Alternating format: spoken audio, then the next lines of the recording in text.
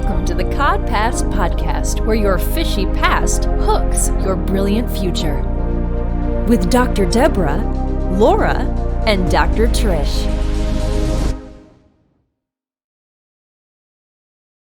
Sorry about that. I just think it's really fun to share the behind the scenes with everyone, because I think we are proof positive. You move forward Welcome to the CodPast podcast, where your fishy past hooks your brilliant future. With Dr. Deborah, Laura, and Dr. Trish. Hello, we are live.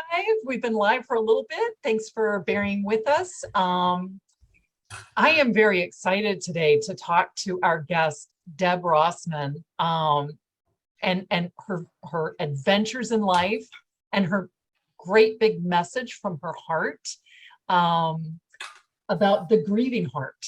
And I was watching her YouTube station. I'm going to post all of that on our YouTube station, and we'll post it as well as her one sheet once we figure out how to do that underneath either this video or our introduction to her earlier today.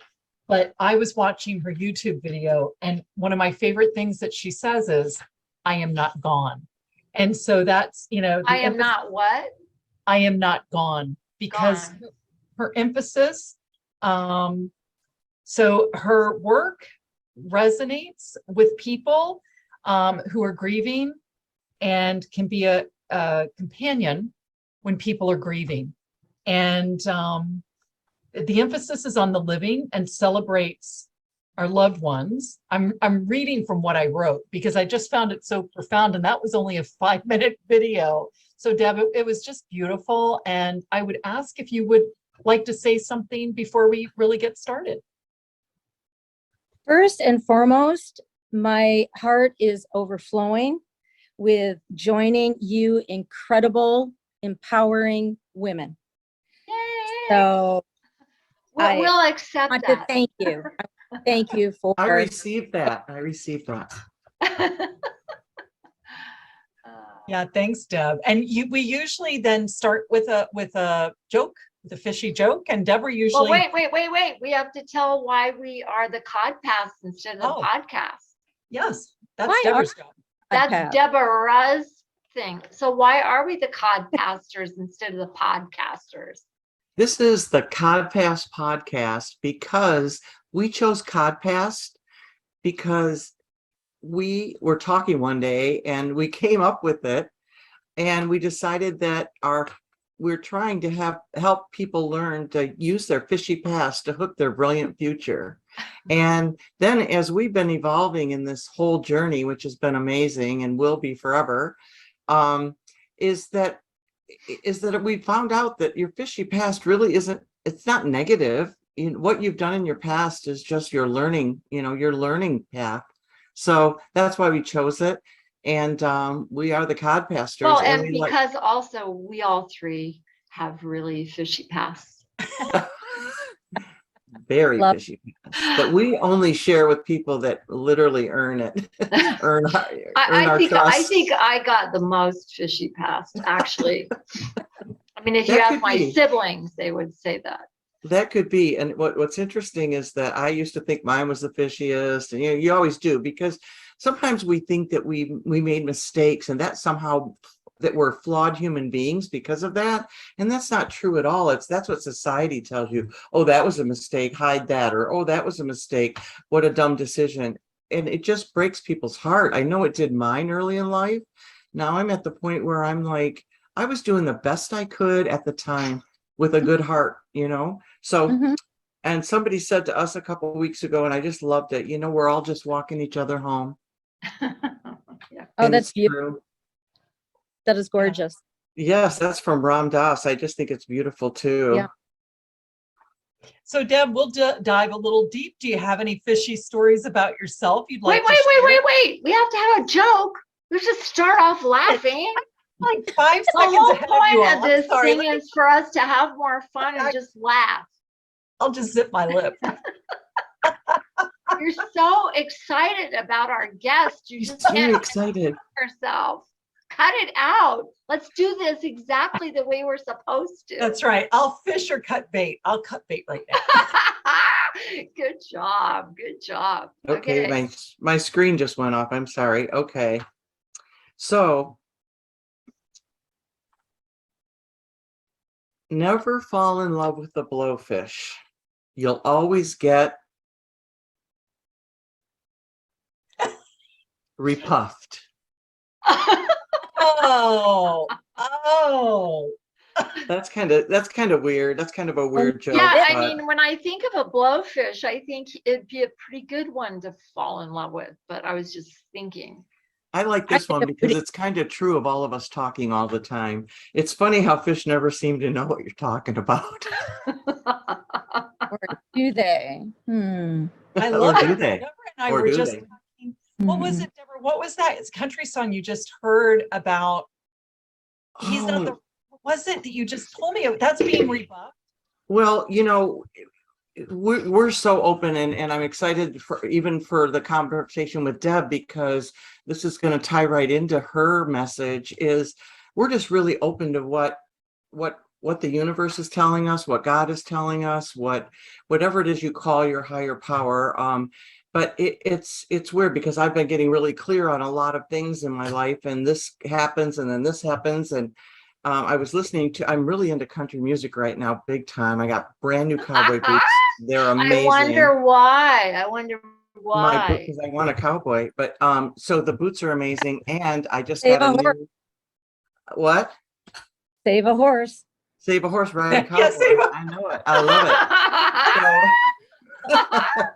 it. So I anyways, and I got a new denim blue hat to wear with it and everything. I'm going to start taking country dance lessons soon. I found a place. So, but anyways, I listen to country music, and it's just so filled with wisdom, I think. And this one song is called "It's Not What He Did, It's What He Didn't Do." And it said, everybody's asking me why we broke up. What'd he do? What'd he do? And she said, it's not what he did, it's what he didn't do. He didn't hold me right. He didn't, give himself totally to me. Whatever. It's a really good song called What He Didn't Do. So it's a little bit of cowgirl wisdom for the day. Oh, there you go. So there's the repuff, right? Like when you're rebuffed, it's pay attention to that. So and actually then, Deb, that can lead in, if I may, now that I think I'm caught up time-wise, with Yes. your message of grieving, because some of grief is not just losing people, and I definitely want to talk about that, but grieving the loss of a relationship or the loss of something you thought was something and it wasn't. And so I would just love to hear some of your insights and what you've learned about grieving and how you even got to this point to talk about. I know you're a speaker and you speak about grieving. Well, to just jump right in here, jump right in the water, jump in, the water's fine. See, I was all geared up to tell you the ice fishing dad story. But we'll get go to I back. want to hear it. We Yeah. can circle back to that. You want to hear the ice fishing? Yes. And then I guess we'll get to the serious stuff. Well, This is the fishy it past actually story.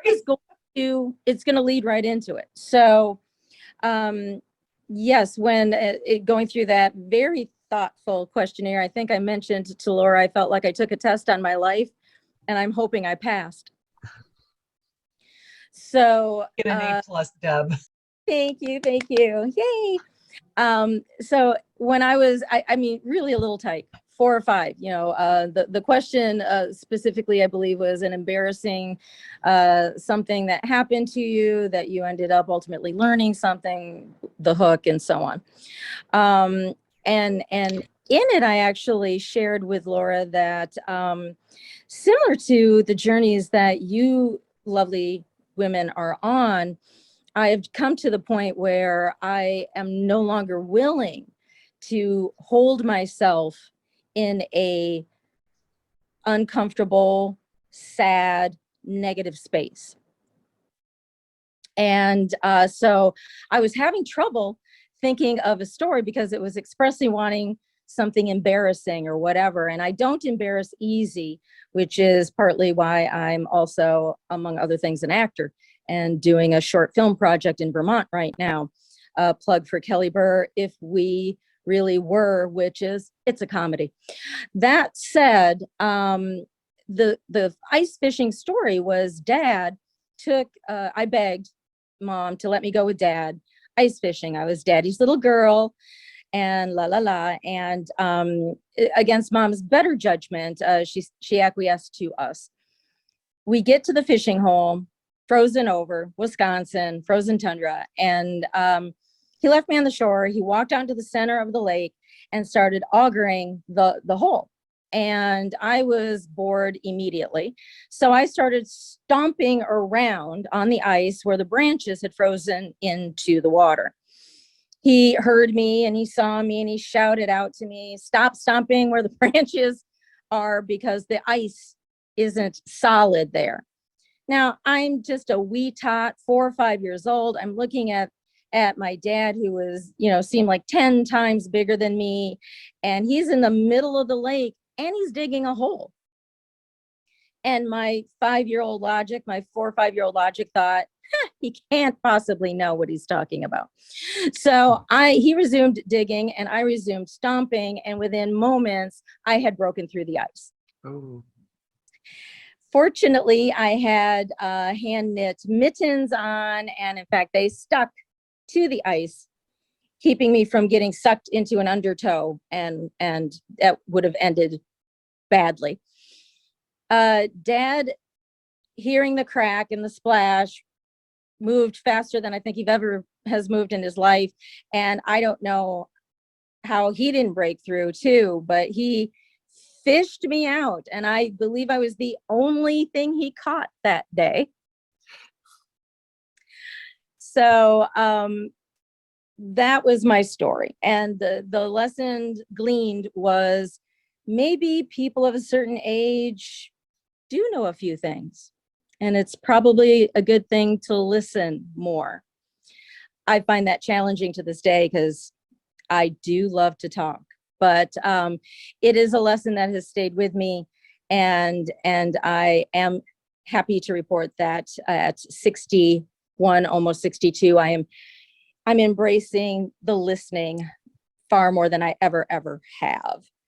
But I also love sharing, and especially if it will uplift someone else, help soothe, or my book, The Grieving Heart, a collection of poetry and prose about loss, hope, and living.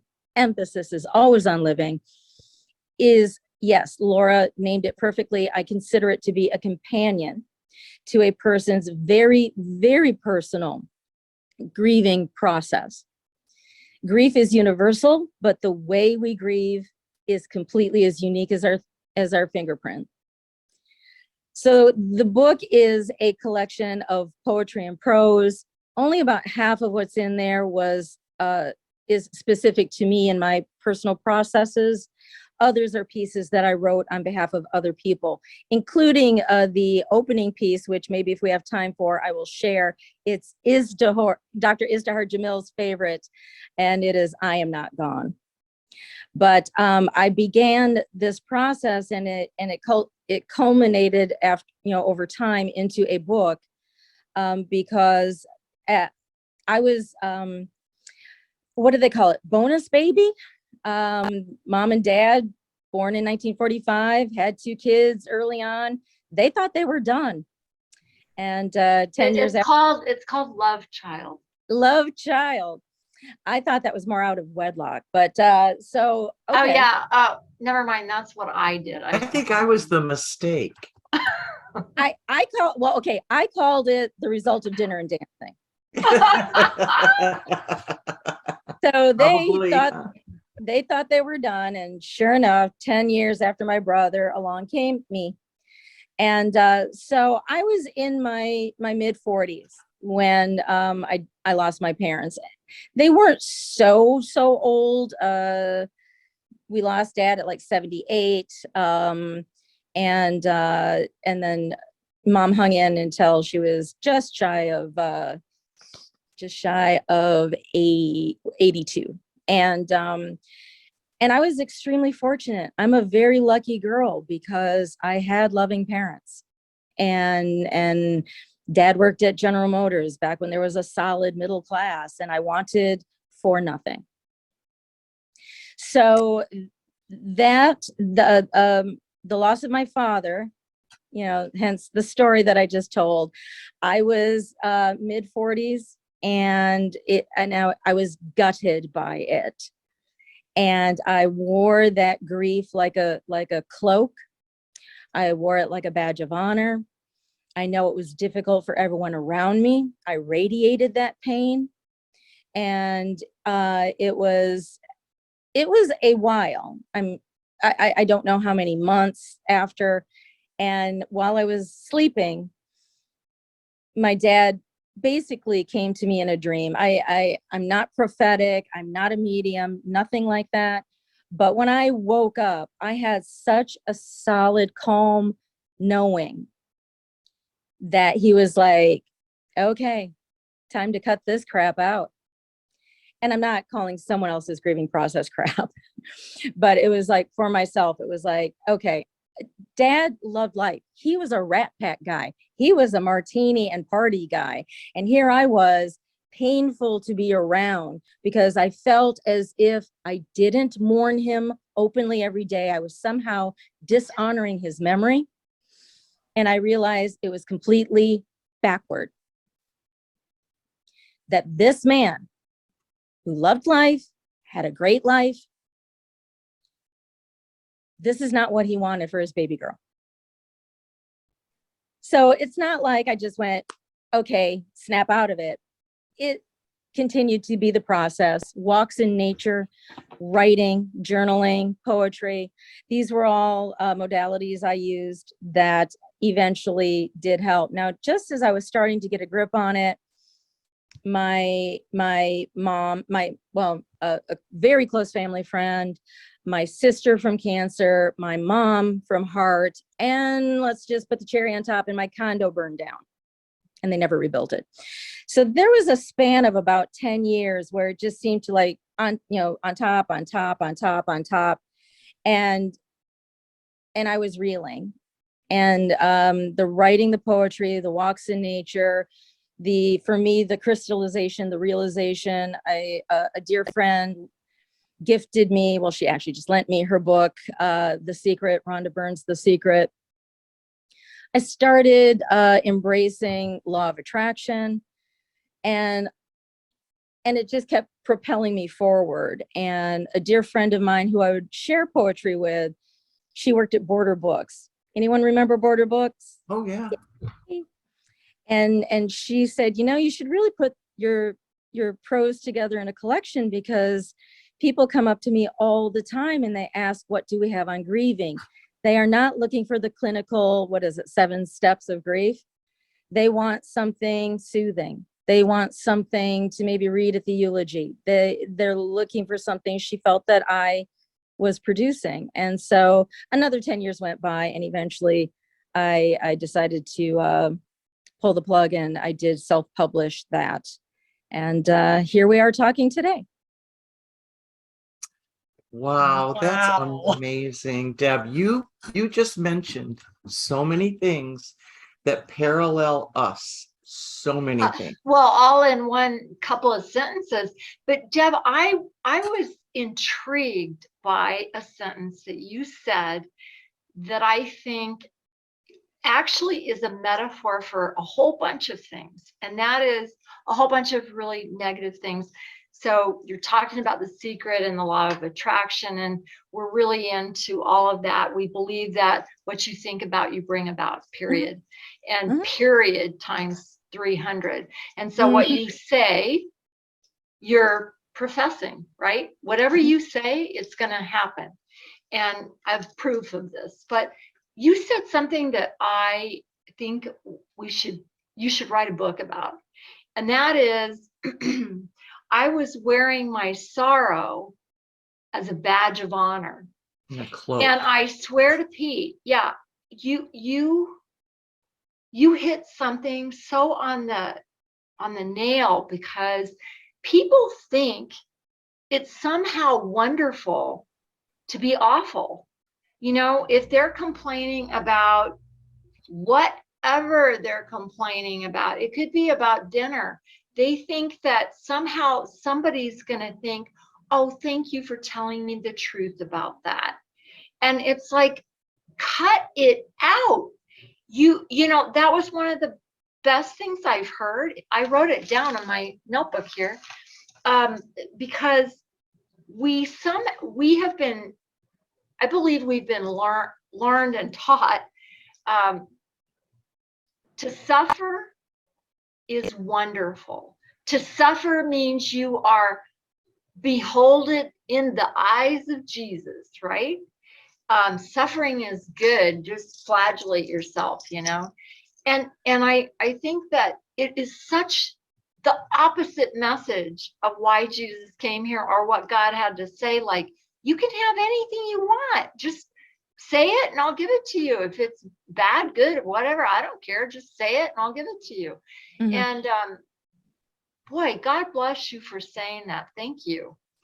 And when Deb, when I have a question, because some of the similar things that happened to you happened to us, where it was a very concentrated few years of major loss, one after another, after another, after another, very similar things between us and you. But when you talk about wearing your grief as a cloak, or we think it's a badge of honor, like Trish said, I think, and you can, or I'm going to ask you, is it because we're afraid to let it go that we would lose them, or is it keep us close to them?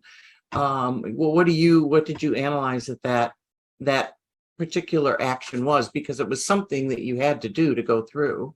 Mhm. And the answer to your question is yes. And things that we haven't even thought of, because it's never a simple answer, is it? Because again, the grief process is so totally, completely individual and personal.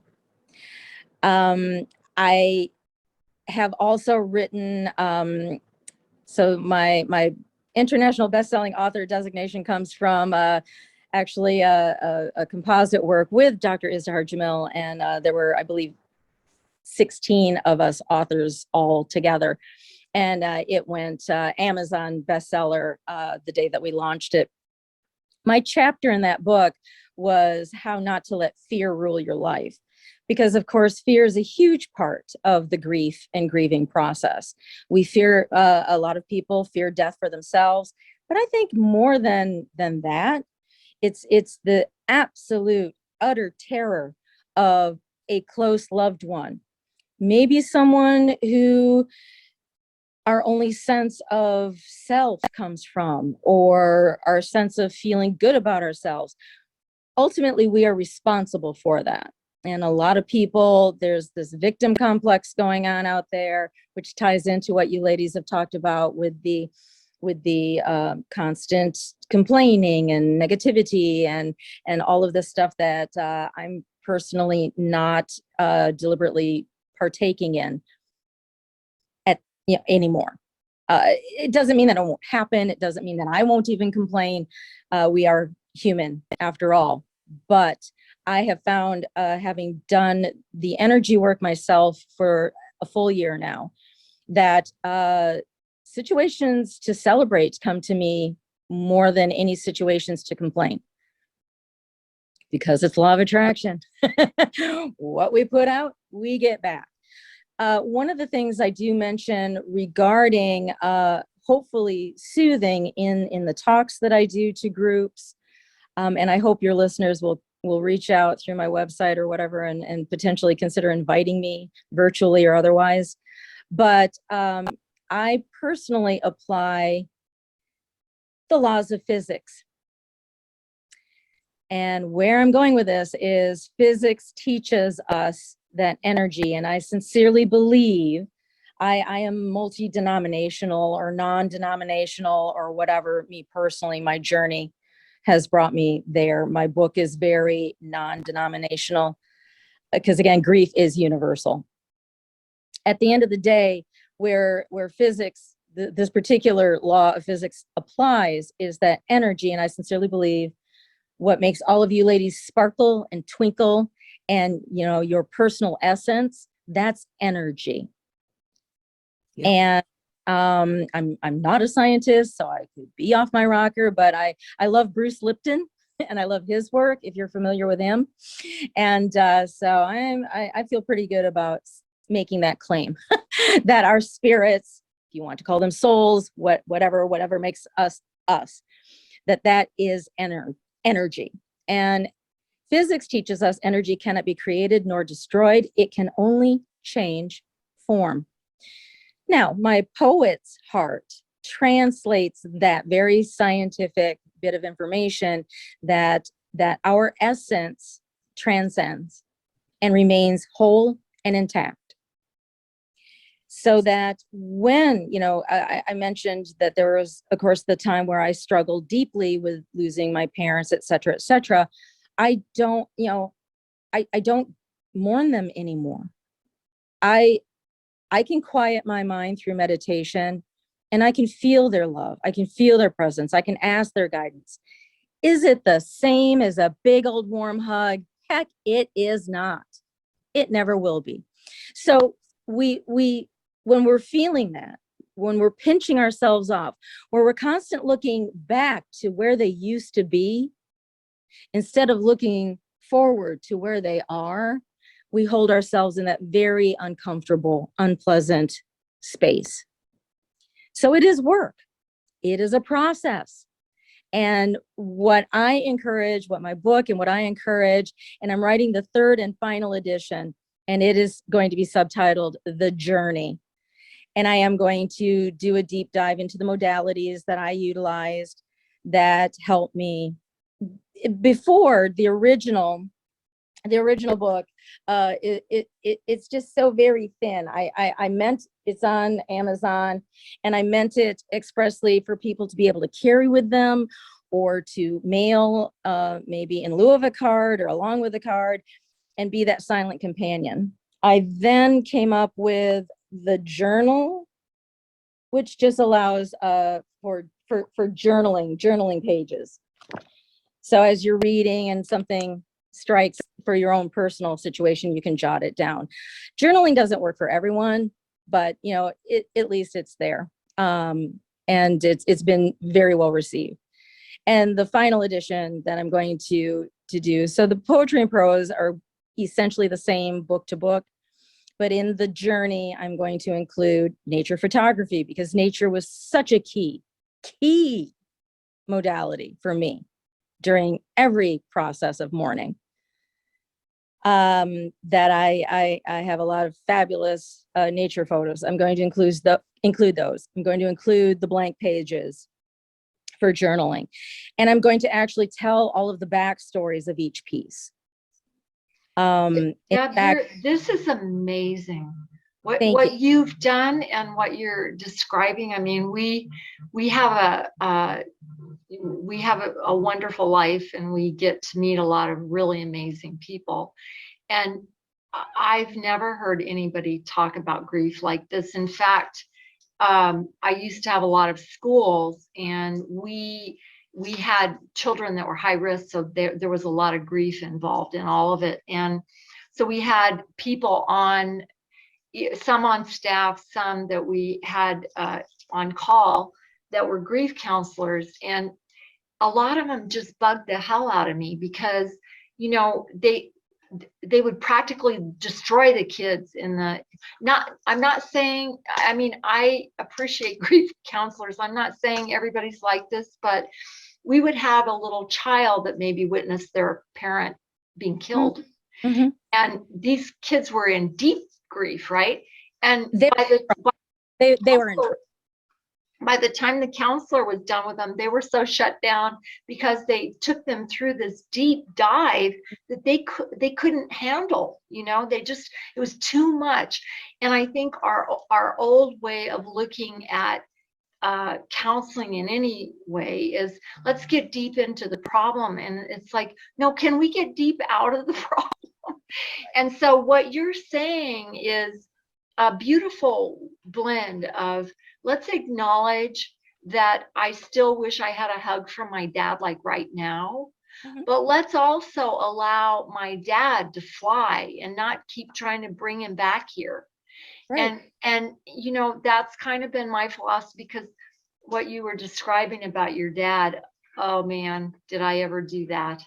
Did I ever do that? And my dad was the same thing, Rat Pack. My parents used to go to Las Vegas all the time and see those guys. And my dad was so much fun. Both parents were fabulous.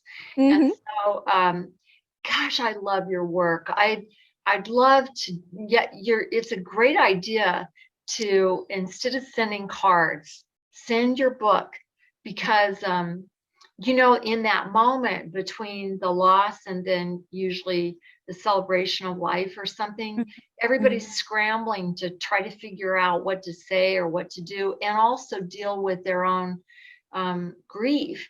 And they're kind of like, they're like deers in a headlight, and they got to do all this business stuff, which is, there's something wrong with that system too. And honestly, to me, the true grief process doesn't start until the service is over, the ashes are scattered, or the internment has occurred, or God bless if you get a Viking funeral. I want that. I just got off the phone with somebody who was just talking about reminding me that if he has to do something, then I have to make sure he has a Viking funeral. I'm like, well, where do you get those? Like, how do you do that? You have to go to India. That I can't help with, but no, it just seems so glorious, just so glorious. But to me, the mourning doesn't truly, the grief process doesn't truly start until the last of the cards have arrived. You've returned all of the Tupperware dishes, for all the lovely, casseroles that were given to you. The last of the flowers have wilted and been tossed out. It's when everyone else has gone back to normal that your process genuinely begins, I feel. And that's one of the reasons why I think the book is gaining popularity as people are learning about it, because it is that silent companion. And it does break it down into loss, hope, and living, because, we go through that. And some pieces, when you flip through it one day, are going to resonate and jump out at you, and they'll make you cry. And that's great, because tears are the pressure valve to the soul. That's my own phrase, by the way. I coined my own phrase. And then, other days you're going to be feeling a little hopeful, and there are pieces that reflect that. And other days you're just going to be pretty darn happy and just looking back fondly and grateful for all the lovely memories. And so that book is there for you, because inevitably it's the middle of the night that you wake up and just lost. And that's when, if you've got this by the bedside table, Deb, I can't wait to read your book. Yeah, go ahead. I was going to say, I cannot wait to read your book, because and look at all your poems. I love poems. I don't know if it was yesterday or the day before, and I'm trying to sit here and remember, it was such a vivid thing. I was walking and I saw something that I knew my mom would love. And I just said, Mom, you would love this. Look at this. And I just start crying. But it was tears of joy. And I said, oh, and this, and I had a whole conversation with her out loud. And I was outside walking, and it was something with flowers or something, because my mother loved flowers. She was a gardener and many other things, but it was really great. And then I have dreams about my deceased brothers and my father. And I know that I'm dreaming about them, and I make a conscious decision to just enjoy their company. And it is so awesome. And I think it's just, of course, we miss the ones that we lost on the way, but there's, like you said, energy is only transferred. It only goes into another form. Dr. Trish has a doctorate in energy medicine, so she knows a lot about energy. We know a lot about The Secret and everything else. And so we're sort of really on your wavelength, but we all end up at the same place. We all end up at this. I humble opine. We all end up in the same place. Yeah. And I just think that there's so many tools that we can help other people gather, and then I get new tools from people, because yeah, it does hit you. It hits you in very many different places that you're, Mhm. and not triggered in a bad way, but memory triggered or Well, smell triggered. Deborah, what you're saying about getting into that place where you're just happy to have the time with them. Mhm. I had a dream, Deb, like you did, about my dad. And it was so profound. I mean, when I woke up, I was actually crying in my dream, but he was hugging me really, really, really, really hard. And I could feel it. Like I could feel it. And then his eyes started piercing into my body. Like I could feel light going into my body, like it was doing something to me.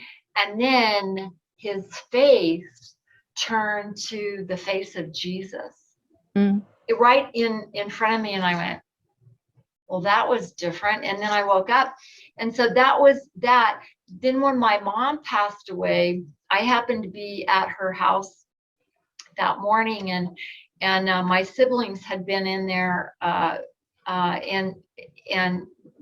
at this moment everybody was gone. I was by myself, and both mom and dad, it was very devastating for me because I had a really good relationship with both of them. And my mom and I we didn't have a fight, and we were really close spiritually. We did a lot of Course in Miracles, The Secret, we would look for crazy stuff to share.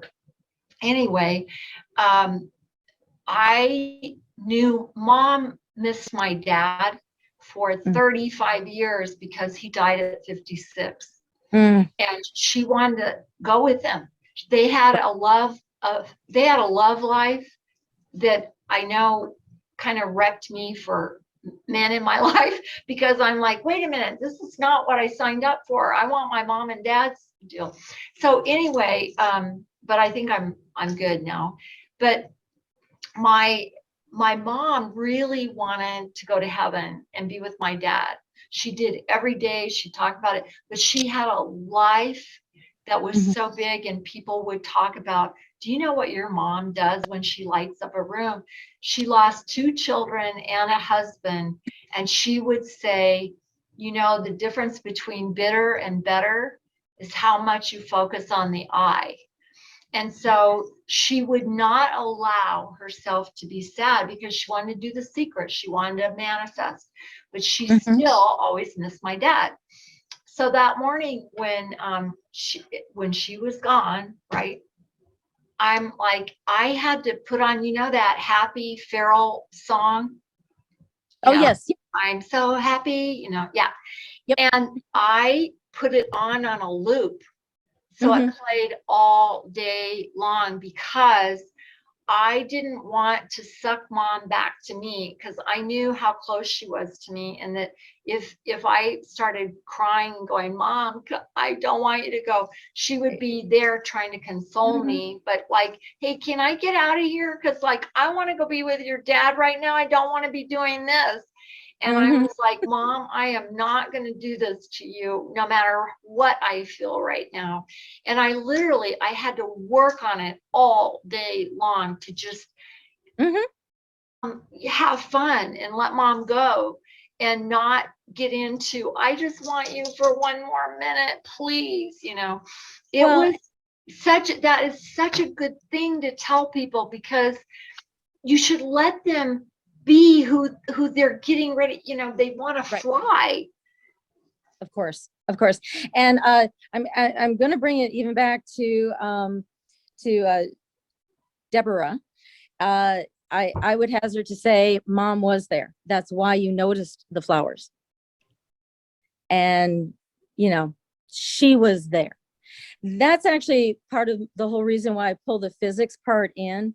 And my poet's interpretation is that the essence, we're running around in these glorious meat suits, and the meat suits have expiration dates, but the essence doesn't.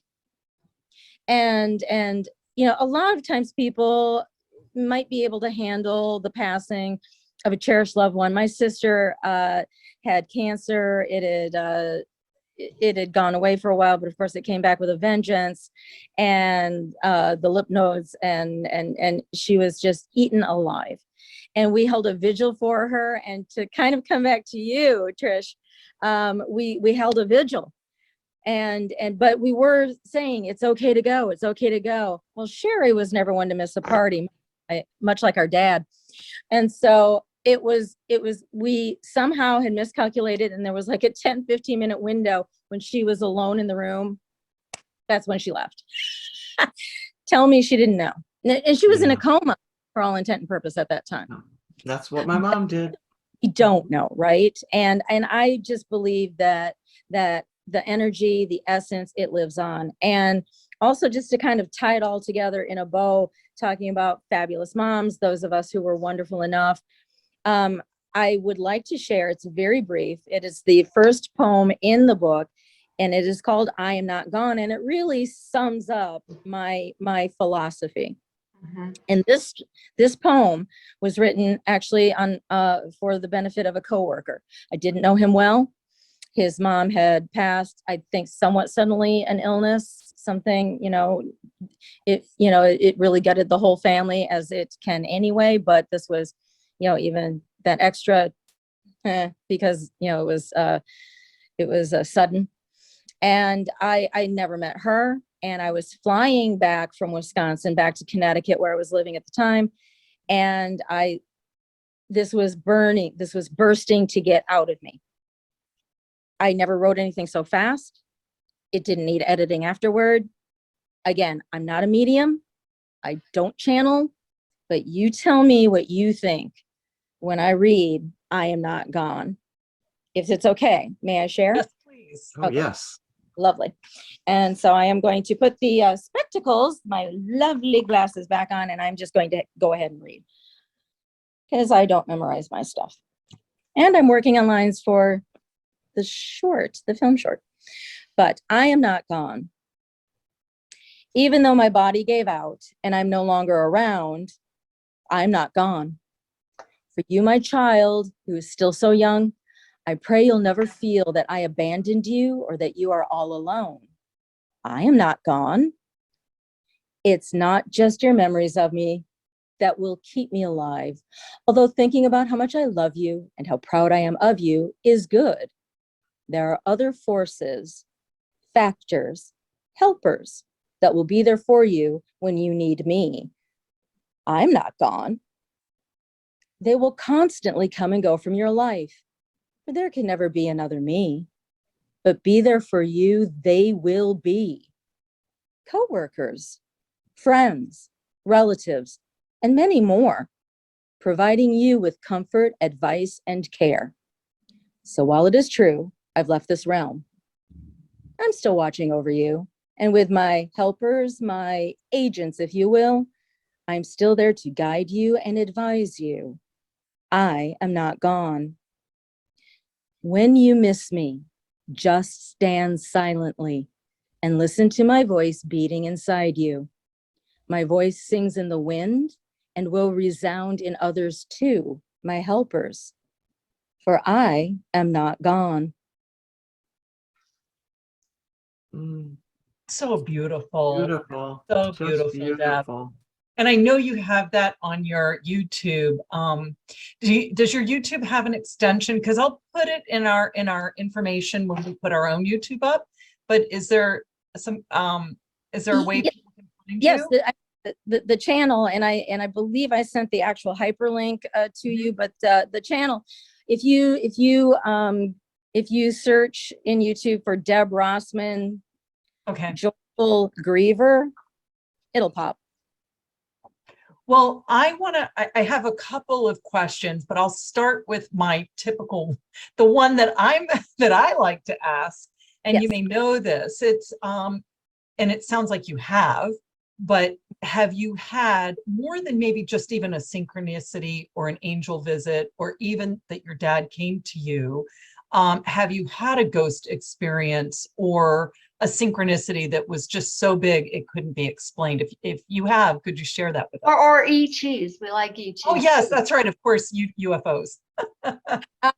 In answer to your question, it's so common for me. Once I realized that when I had an impulse, by the way, Deborah, there's a piece in the book called Master Gardener. That was for my mom. That was for Joyce. You're going to love that one. But I guess one that stands out to me, because there are so many. The reason that they come to us in our dreams is because that's when our resistance is at its lowest for any law of attraction aficionados. That's when our normal daily resistance is at its ebb. And so that is why so often we get the visits in the dream state. But I mean, I grew up loving ghost stories. Ironically or not, my character is Ghost Janet. and if we were really witches, is talk about synchronicity. But one of my personal favorite moments was simply cooking. So when mom passed, one of the modalities that I used was I wanted to cook her recipes and eat them, and I did. And she had a family of 5 and I lived alone. So I gained a lot of weight. But since this past year, I've embraced a whole food plant-based diet. So I've had great fun playing with some of her recipes and kind of veganizing them. And we always had a lot of fruits and veggies anyway. Massive garden, a lot of veggies anyway. So, I mean, I've always loved them. But of course, she would, serve them with bacon grease. And no wonder they were tasty. Did she keep the bacon grease in a cup in the refrigerator? We did. She did. She absolutely did. But so I don't do that. but I do love my veggies. But I was actually, she was well known. She was part of the Ladies Hospital Auxiliary in Broadhead, Wisconsin. And she was quite well known for being an amazing cook. And she was especially known for her baked beans. She had the giant Nesco roaster filled with baked beans, and they'd be sold out by 10 something in the morning. Wow. And so I was making the baked beans, and I was, doing, and I was actually, I wasn't actually doing it. I wasn't doing the veganized version. I was just making the baked beans for a family function a couple of years ago. Now she's been passed since 2008. So this might've been 2018.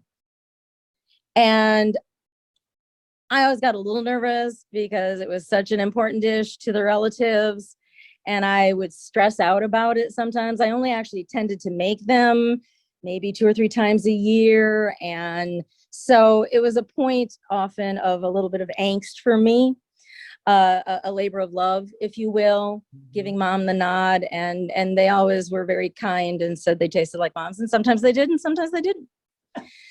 This particular day in the kitchen, I just started dumping and pouring, and she was not big on measurements anyway, but I literally and I realized as I was doing it, I turned it over to her. I was the machine, and she was making the beans. Best batch ever. Wow. I love that. Did you put bacon grease in them? There was bacon in them. Well, we put bacon and bacon grease. You can't go wrong. Well, I mean, if you're not whole food plant-based, you can't go wrong. It's amazing we all lived through all of that. My theory though is that love and laughter trumps everything. There's a piece in the Bible, and Buddhists will tell you this, that you can transmute anything. Yes. It's all in your belief. You can drink poison and not have it hurt you at all. But Sure. don't do that, audience. No, Don't do no. that. But you And can also have the most perfect diet on the planet, have everything perfect, get a massage every day, and have everything in your life set up and still get cancer or still have this or that because it's your belief. It's your true belief. And so, but we try to laugh and have fun and figure that out. and that is so critical. And yeah, I mean, for myself personally, I mean, if anyone were to press me on it, I believe we're made up as omnivores. I am actually just boycotting factory farms, but that said, I don't care what anyone else eats. I'm not going to give them my vote by purchasing those things anymore. So, and I've lost about 40 pounds. Wow. Whole food plant-based. And on my Instagram, I have loads and loads and loads of photos of my fabulous whole food plant-based. Wow. How do you feel? How do you feel? I feel healthier and more alive than I felt 20 years prior. And so when you say that you think that we might be omnivore, because I'm always curious about this, we read all the time, and Laura's our favorite health guru. Well, actually, strength guru is what I really should say. But I am really into health and well-being, and I read everything and buy all the books. And I just bought the book When. Have you heard of that, you guys? WHEN, when? Oh no, WIN. Oh, When. when. And he's real big right now on telling big sports stars how to win. And I mean, he sounds to me like he's recalculating the Atkins diet, but I am always mixed up, like to drink wine or not drink wine, drink coffee, not drink coffee. I'm just going to do what I want. But on your end, you said, I think we are omnivores, but yet you said that you probably have more energy than ever. And so could you just talk about that for 1 second? Oh, absolutely. And much like the grief process, the health process is also universally recognized and highly individual. Having grown up Wisconsin, meat and potatoes, but again, mom and her gardens. So we always had all those yummy, yummy fresh veggies all the time. And she was a stay-at-home mom. And so she canned and whatnot. So just grew up incredibly spoiled. But for many, many years, and especially working in corporate America, I actually worked in the energy commodities trading sector, letter of credit specialist for 20 some years. And, I dined out a lot. Steakhouses were always my favorite because it fit in with the Frankie Rossman Rat Pack daddy. And he had actually been a part owner in a steakhouse when I was a kid. So, I mean, I just grew up with that. I don't think there's anything wrong with eating meat per se. I am against cruelty. We live in a day and age where we can live perfectly fulfilled, happy, vital, productive, protein-rich lives without touching meat again, meat, eggs, dairy. My personal favorite, what set me on this journey was during the lockdown. It was a documentary by Dr. Michael Greger, and he is an actual physician and in fact works in the public health sector. And I would look him up if anyone's curious, but he did a documentary called Prescription Nutrition. And his opening tagline was the best ever. It's like, eat whatever you want on your birthday and holidays. The other 300 and some days a year, try and stick with a whole food plant-based diet. And I thought, I can do that. I can do that. So I started to do that. And then before I knew it, I was pretty much doing only that. And I did travel recently abroad. Was fortunate enough to go on a trip to the Mediterranean area, Spain, France, Italy. And France, as you can almost imagine, staying vegan per se was tricky. So I kind of stepped back to vegetarian, but I'm not hardcore. And not that there's anything wrong with hardcore or not hardcore. I just know that when I stripped out processed, it's highly processed foods, including vegetarian or vegan ones. Yes. They helped me tremendously with my transition. One of the first things I did was Beyond Beef and Impossible Beef, and I would use that. I would use Just Egg, which is made from mung beans, but it looks like a scrambled egg mixture. Doesn't taste particularly eggy, but it functions, in cooking and baking and scrambles for that matter. Add a little black salt and you get your sulfur taste to it. But I've just learned along the way. I did a deep dive. There are so many amazing chefs on YouTube that are whole food plant-based. I got so many ideas and I love being creative in the kitchen. It's one of my outlets. It's one of my creative outlets if I'm not working on a show or writing a new book. But it's right in the top 5. And I just don't feel the need to eat meat. People ask me questions, because again, it's the cruelty factor that I am just not willing to give them my vote. And I heard that in a documentary that I don't remember what one I was watching. Could have been Forks Over Knives or something like that. And it's like, the factory farm scenario is horrific and we've been lied to, I think. And I'm actually saying things way more edgy and political than I normally would go to, because that's not my mission. But my personal choices are such that I can eat healthy, well-balanced variety. I actually eat more variety today than I ever did when I was meat and potatoes. So I have more flavors, more variety, more fun, more zest. And now my blood panel levels are cleaned up. My weight's dropping. I have energy. I just love life. Deb, you are proof positive, body, mind, spirit. You are 100%. You live it.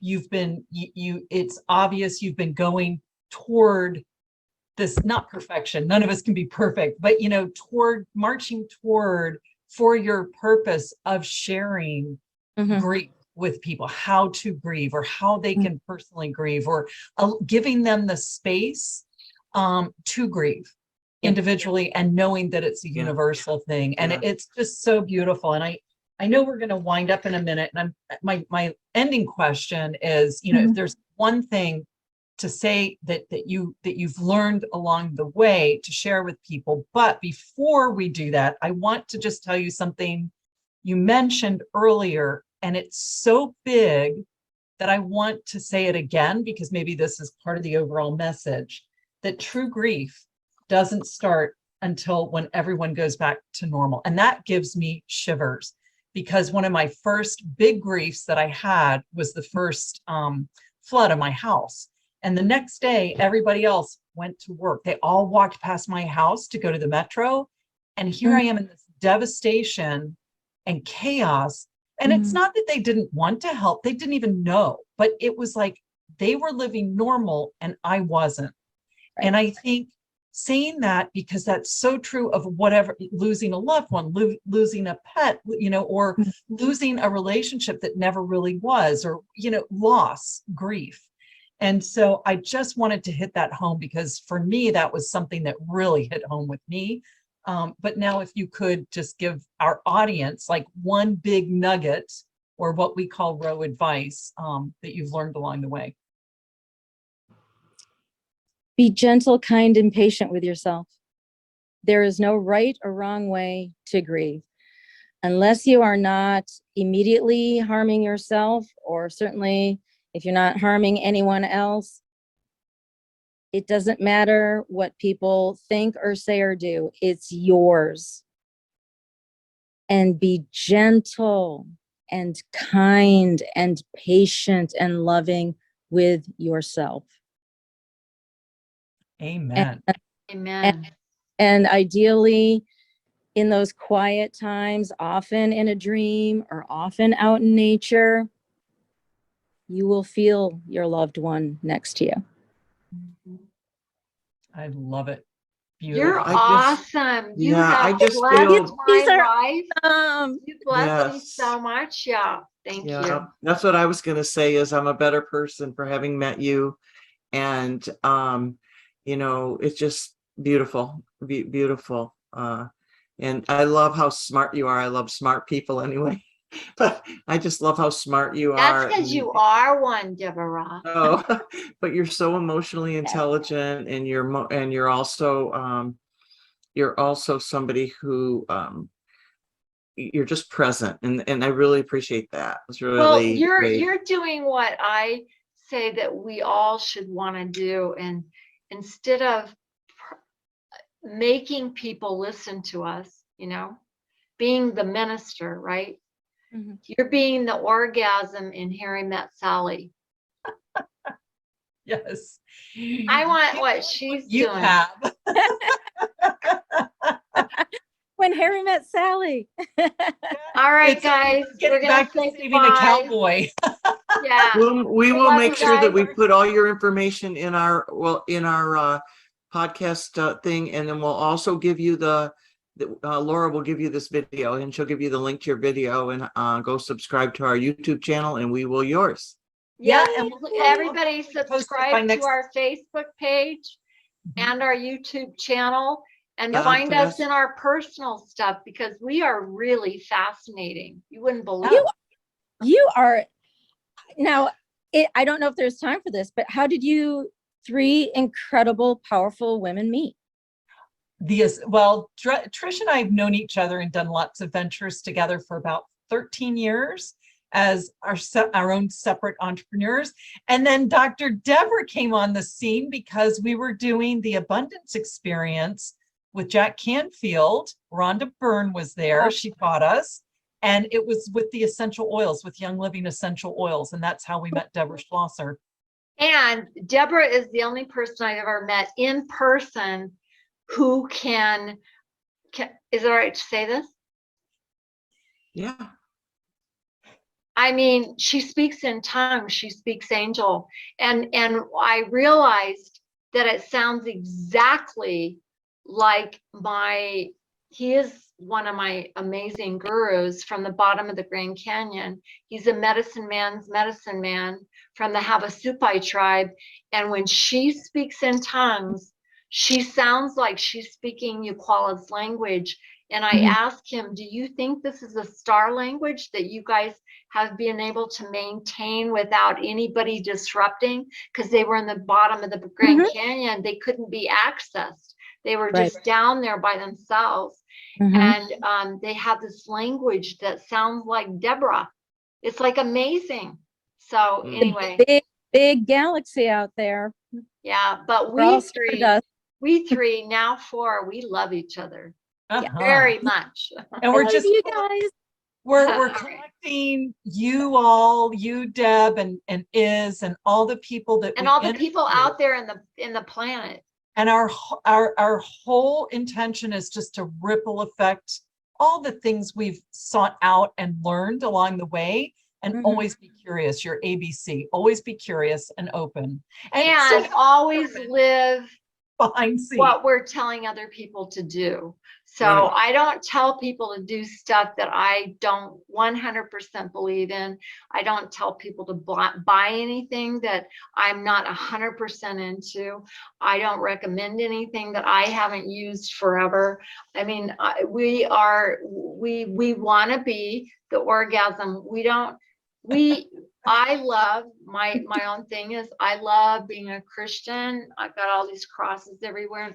I have a picture of Jesus over here. Here, I'll show it to you.